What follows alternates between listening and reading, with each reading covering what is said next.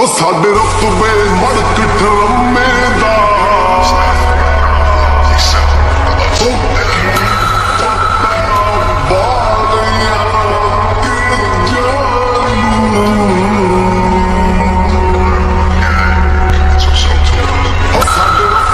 ਮੜਕ ਠਰਮੇ ਦਾ ਕੀ ਪਤਾ ਬਖਣੀ